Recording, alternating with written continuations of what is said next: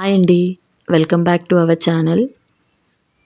So ఇవాళైతే old is gold అనే ఒక వర్డ్తో వచ్చానండి. ఎందుకలా అంటున్నాననేది చెప్తాను మీకు. ఈ వీడియో కంప్లీట్గా చూసేసేయండి.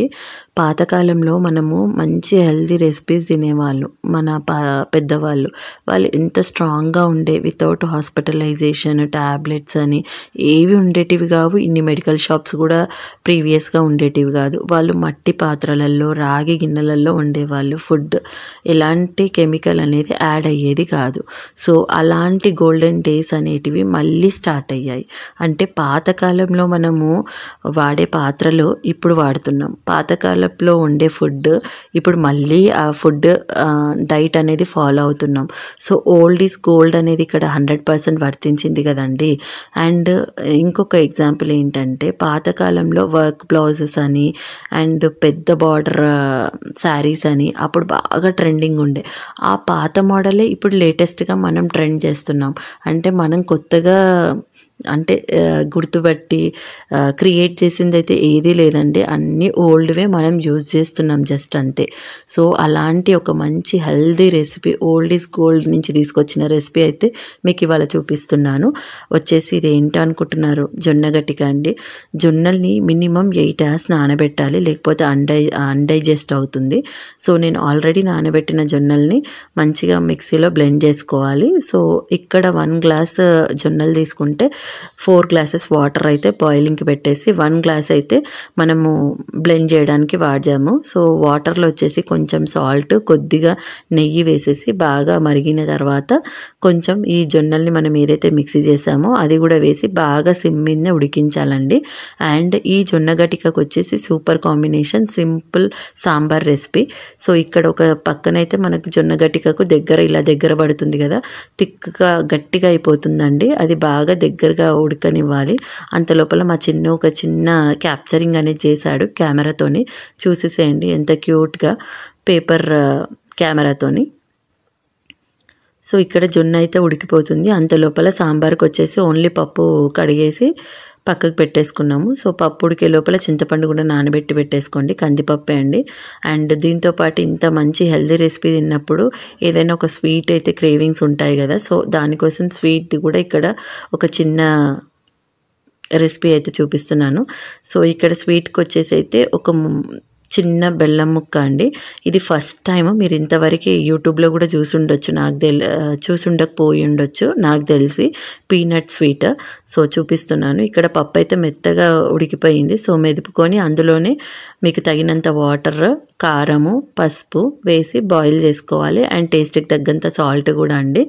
అన్నీ ఇందులోనే వేసుకోవాలి. అందుకే సింపుల్ సాంబార్ అన్నాను నేను. ఇందులో ఏమీ వేయము. అండ్ టేస్ట్ ఈ జొన్న గట్టికకు ఇది కాంబినేషన్ చాలా బాగుంటుంది. ఇంకా మీరు ఒక చిన్న నిమ్మకాయ సైజంత చింతపండే అండి, దాని రసం కూడా అందులో వేసేసుకొని ఒక పొంగు వచ్చేంత వరకు పప్పునైతే మరిగించుకోవాలి. అంత లోపల మనకి ఇక్కడ కంప్లీట్ ప్రాసెస్ మన జొన్న గట్టిక కూడా బాగా దగ్గరకు ఉడికిపోయింది. తీసి పక్కకు పెట్టేసుకొని ఇంకా ఈ సాంబార్ని అయితే ఉడికించాలండి ఒక పొంగు వచ్చేంత వరకు. ఇందులో వచ్చేసి అన్ని మసాలాలు ఆల్రెడీ వేసేసాం. సాల్ట్ కూడా చెక్ చేసుకొని మీకు తగినంత యాడ్ చేసుకోండి.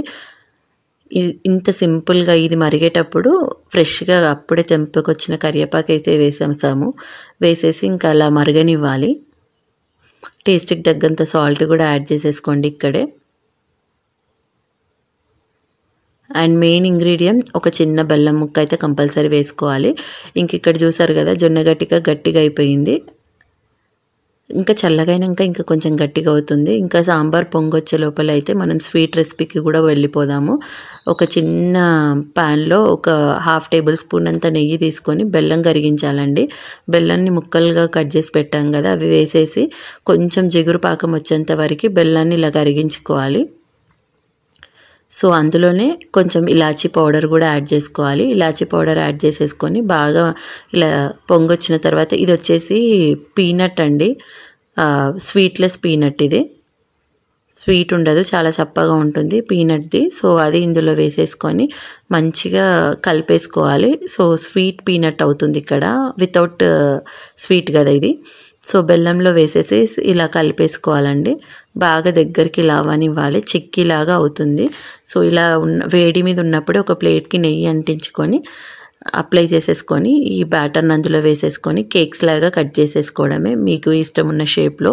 కానీ స్వీట్ అయితే చాలా బాగుందండి. ఫస్ట్ టైం ఎవరైనా ట్రై చేయకుండా ఉంటే కనుక డెఫినెట్గా ఒకసారి ఇలా ట్రై చేసేసేయండి, చాలా బాగుంది. అండ్ ఇలా మేము వచ్చేసి చిన్న షేప్స్ ఇచ్చాను నేను బిస్కెట్స్ లాగా. కొంచెం డ్రై, ఒక హాఫ్ అన్ అవర్కి అయితే డ్రై అయిపోయింది. డ్రై అయిపోయిన తర్వాత సేమ్ మన చెక్కీస్లో ఎలా తీస్తామో అలానే ఇలా విరుచుకొని తినేయడమే. క్రిస్పీగా అండ్ స్వీట్గా హెల్దీగా చాలా బాగుంటుంది. ఒకసారి ఇలా ట్రై చేసేసేయండి. అండ్ ఇంకా ఈ స్వీట్ రెసిపీ కూడా పక్కకు పెట్టేసి అంత లోపల మన సాంబార్ కూడా పొంగొచ్చేసిందండి. ఇంకా ఇందులోకి తిరగబాత్ అయితే పెట్టేసుకోవాలి. ఒక చిన్న ప్యాన్ తీసుకొని అందులో కొద్దిగా ఒక 1 టేబుల్ స్పూన్ అంత ఆయిల్, పోపు దినుసులు, ఒక చిన్న ఎండుమిర్చి, కొద్దిగా వెల్లుల్లి రెబ్బలు, కరివేపాకు, కొంచెం ఇంగువ వేసేసి పోపు వేసుకోవడమే అండి. సో ఇంత మంచి హెల్దీ రెసిపీ ఒకసారి మీరు ట్రై చేసి టేస్ట్ చేసి